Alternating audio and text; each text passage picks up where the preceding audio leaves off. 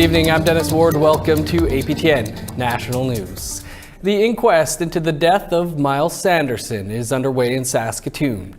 Sanderson killed 11 people and injured another 17 on the James Smith Cree Nation in September 2022.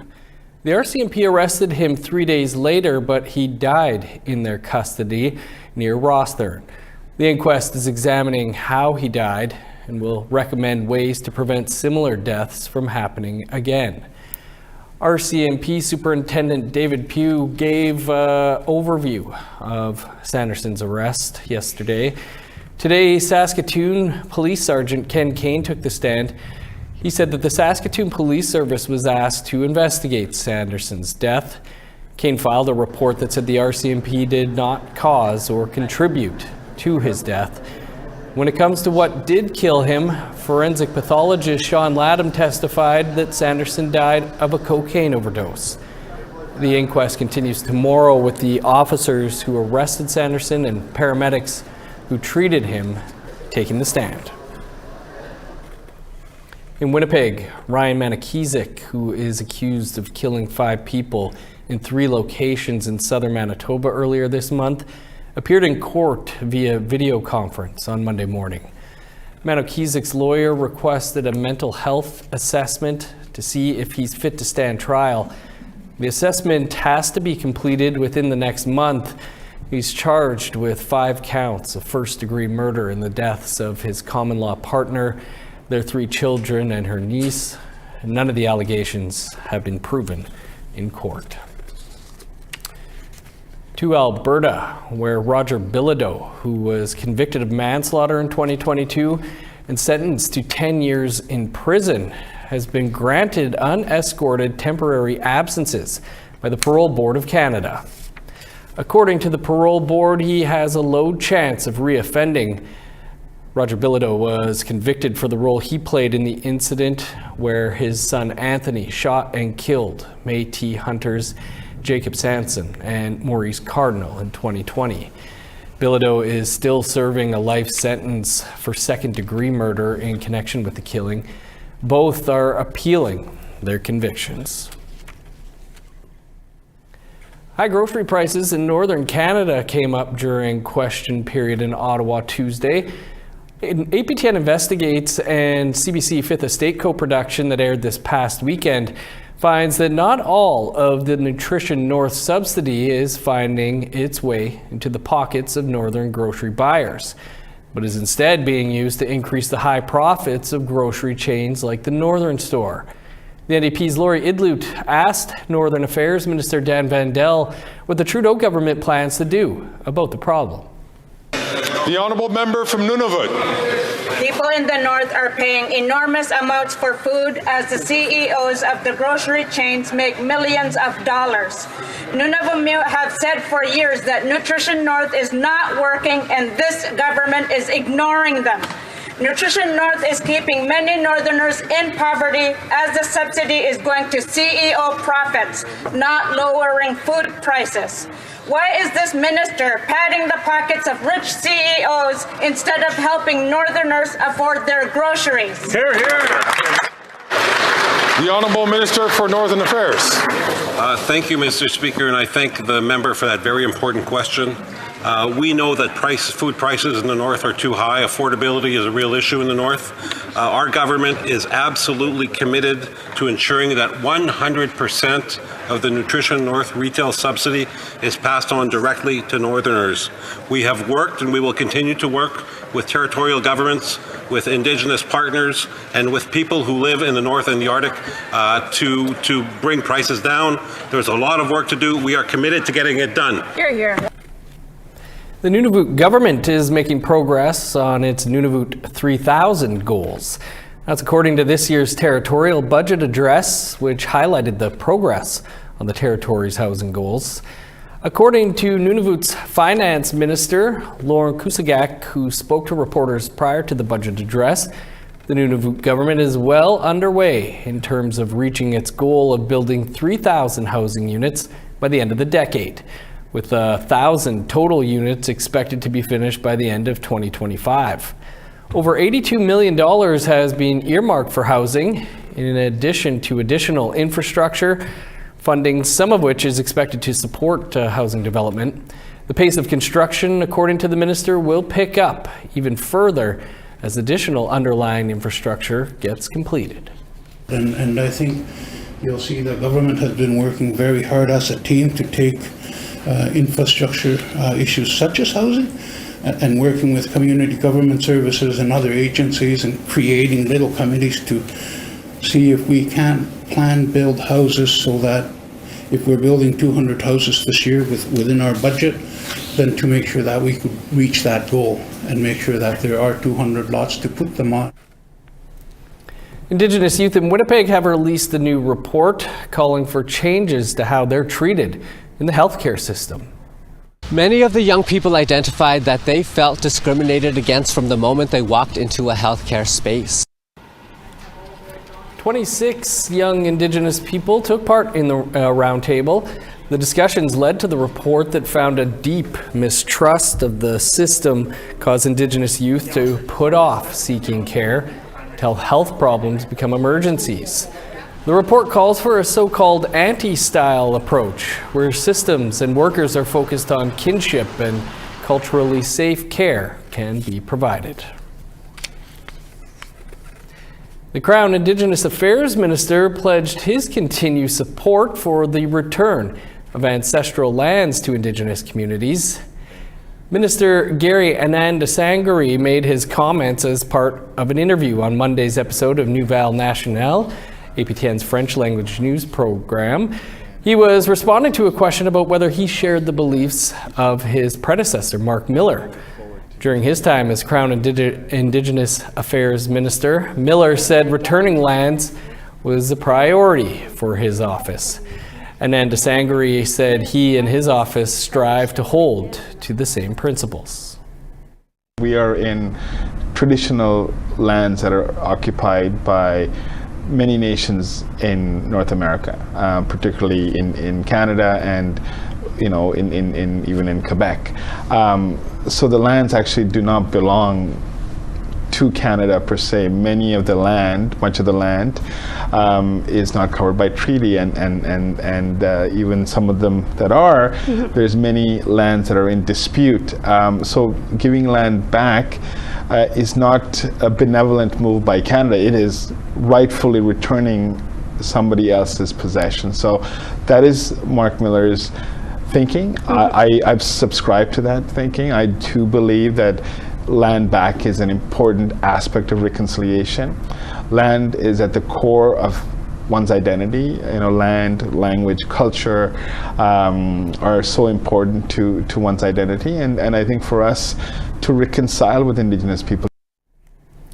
A rookie MLA in Alberta is taking a run for that province's NDP leadership. We'll speak with Jody Callahoo Stonehouse after the break.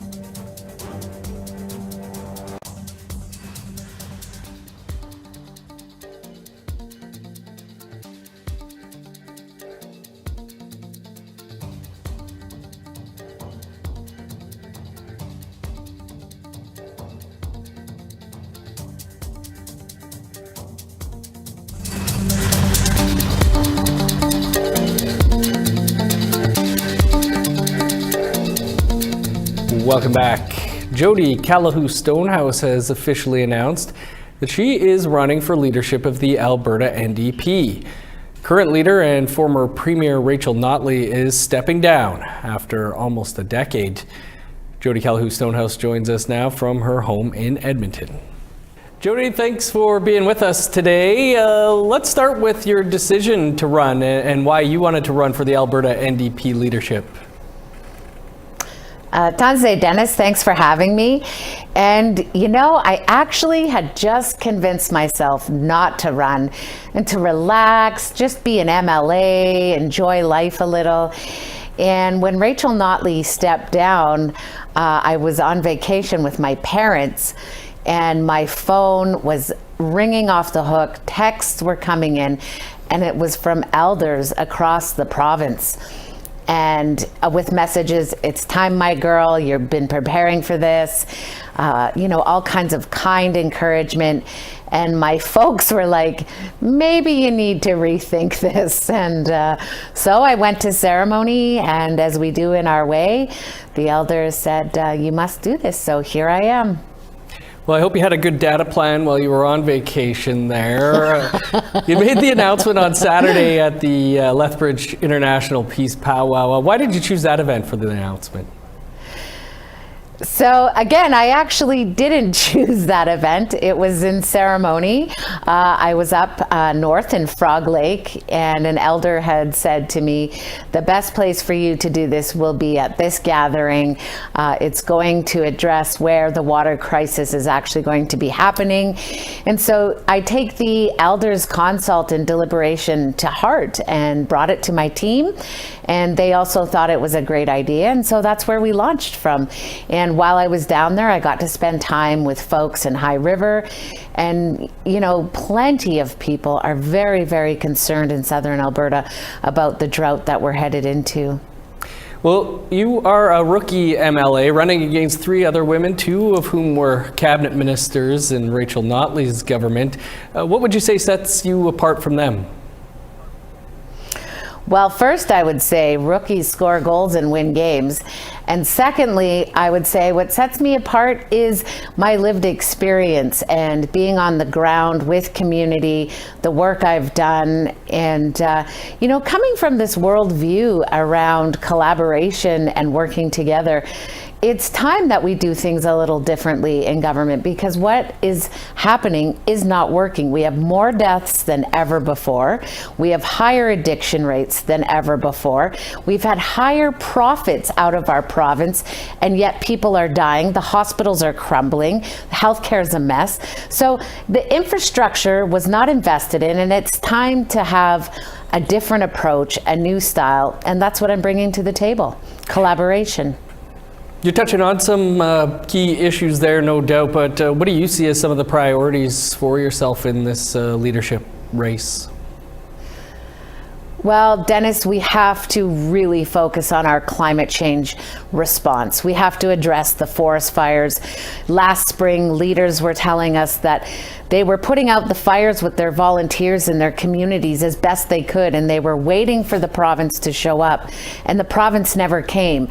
So that means we don't have a plan here in the province. We need plans to get ranchers' herds out of the fields on time and properly and safely. We need to make sure if there's another incident like the Fort McMurray, hopefully there is not, but if there is, that we have plans across the province. And how are we going to manage forest fires without water? So there's all of these strategies that need to be implemented immediately. Irrigation, I mean, these are very, very serious issues that the rest of the world has been planning, navigating, implementing renewable energy. Part of the platform is also diversifying our economy. How do we take climate change and spin that into a climate economic response? So how do we create jobs for people? How do we ensure that we're able to feed our families, keep the heat on, lights on? Because in Alberta right now, rent has doubled. We're in a serious crisis, affordability crisis, and families are hurting. So the platform is water, climate, economics. Just very quickly here, Jody, as somebody who's Korean Mohawk, you were on the ground here the night that Wab Kinew was elected Premier of Manitoba. Do you think Canada's reached a turning point with more Indigenous politicians becoming elected? I think Canada, since the Truth and Reconciliation Commission is recognizing and seeing the value of Indigenous ways of knowing and being, and that our governance styles and our laws and principles have a lot to be valued in governing. Our relationships to the land, to the water, and to each other are fundamental in the way that we govern, and that's what's going to help support us in getting out of these crises. It's our relationships. Jody, we'll leave it there, but thanks for joining us. Best of luck to you over the next few months here. Excellent. Thank you, Dennis. Take care. It was time to get their thinking caps on as young scientists from northern Manitoba were showing off their projects in Winnipeg last week. APTN Sav Jonesa talked with some of them and learned a thing or two in the process. Here they are with more on that story. Have you ever wondered how video games affect schoolwork? Or which drink is best for staying hydrated while playing sports? Well, the students of Frontier School Division in Manitoba found the answers to that and more, all while having a blast. I just think science is really cool. I love science. Grades 4 to 12 students from 17 schools in northern Manitoba showed off their research skills at the school division's 10th annual science fair. Taking place in Winnipeg at the Manitoba Museum, they're hoping to win one of 3 spots to represent Frontier School Division at the Canada-wide Science Fair in Ottawa this May. Stanley Baker is a seasoned science fair participant and won first place in the high school category last year. There was, I think, 11 or 12 projects, and I won first for the high school project. I got a glass trophy, first place, and I really enjoyed it. It was a very fun experience at the science fair, and I'm gonna enjoy it this year too. It looks very fun this year. Caitlin Dion and Shaylee Baker's project on colorblindness taught them the power of teamwork. Caitlin wrote all of the reports and Shaylee made the eye-catching artwork. Their determination earned them a chance to compete against the other schools. We were just doing this just for fun until we found out that we won. We never thought we were going to win until they called our names, and we were very surprised about it. Frontier School Division's Chief Superintendent, Reg Clausen, says what surprised him most about this year's fair was the creativity. There's lots on water here. There's one really interesting project on the menstrual cycle and the research that those students have done.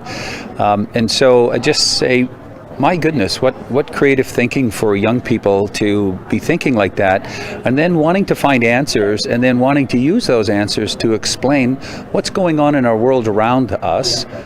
For pals Kylie Dysart and Claire Linklater, focusing on how their community of South Indian Lake has been impacted by flooding brought on by Manitoba Hydro projects was important. We wanted to bring awareness to it because it's we want a better lake for our town. For the many generations to come, and we want people to know the many generations what happened to our lakes a long time ago. What happened before it. Yes, and a lot of people don't know about the flood, and they don't know about how the back history of it. Yeah. And how it polluted the fish, people's living life, the islands that have been washed away completely. After learning so much and even doing some testing myself, this reporter can't wait to see what these brilliant minds will teach us all at next year's event. Sav Jonesa, APTN National News, Winnipeg. Really cool projects. Congrats to all involved there. Well, it was a good day for an Ice Cube fan from northern BC. You'll want to stick around for that story after the break.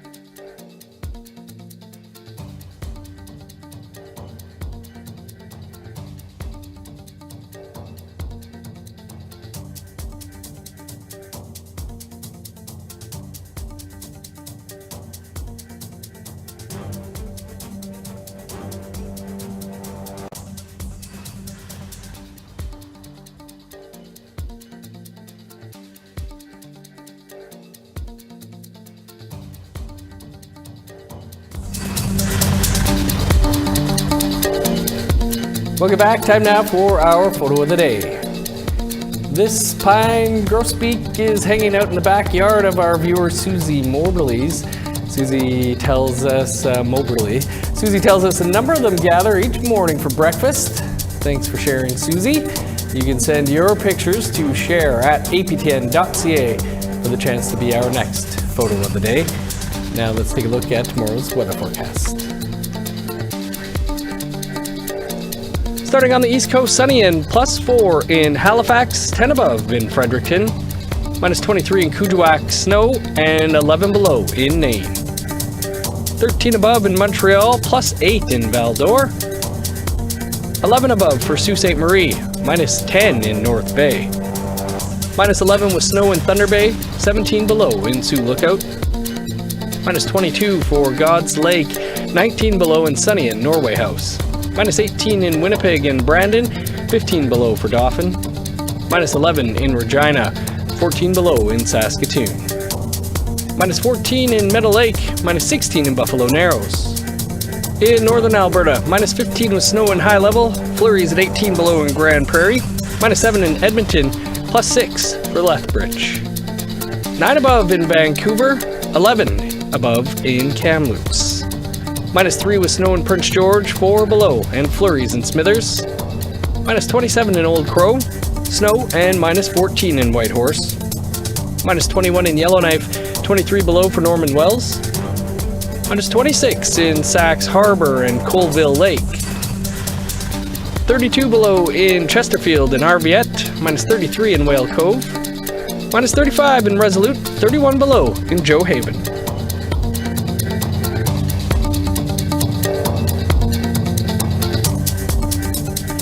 Dean Janvier has worn many hats over the years. He's a former band councillor from the Cold Lake First Nations and a former CEO and president of the Siksika group of companies.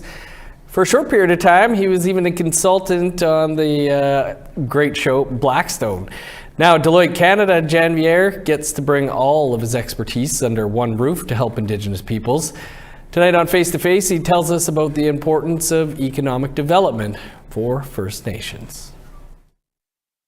But I do believe that, creating opportunities for economic growth where nations have resources that they own and control themselves without having to answer to government bodies, without having to rely exclusively on transfer payments, this strengthens nations and it gives them confidence. And when individuals in those nations can start businesses or earn a paycheck that's independent of the band council, there again, you're creating another layer of a middle class that's independent and can have their own thoughts and ambitions as well. And you can catch our interview with Dean in just a few minutes from now. A First Nations beater from northern British Columbia says she recently received the thrill of a lifetime after the rapper Ice Cube wore a medallion she made on stage. Thank you for whoever made this official.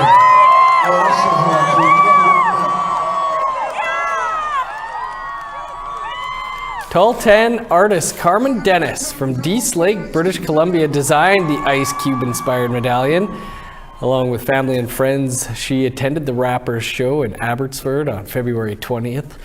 Ice Cube is best known, of course, for his work with NWA and for songs Straight Outta Compton and It Was a Good Day, as well as film roles like Boys in the Hood. Dennis says her daughter and niece, with help from other fans in the crowd, were able to throw the medallion on stage where it caught the rapper's attention. Me and my friend, we stopped what we were doing because we were dancing and singing, and then we're like, oh my God, like he's picking it up. And we started jumping, like we weren't even aware of anybody around us. We were just so happy. And when he put it over his neck and he started singing Today Was a Good Day, that was just the best. Awesome stuff. Earlier today, Ice Cube made a social media post thanking Dennis for the medallion, and he said he would cherish the piece forever. A lot of questions about that item, how long it took her to make and everything. We should get her on again. So amazing. A good day indeed. That is all the time we have for your APTN National News for this Tuesday.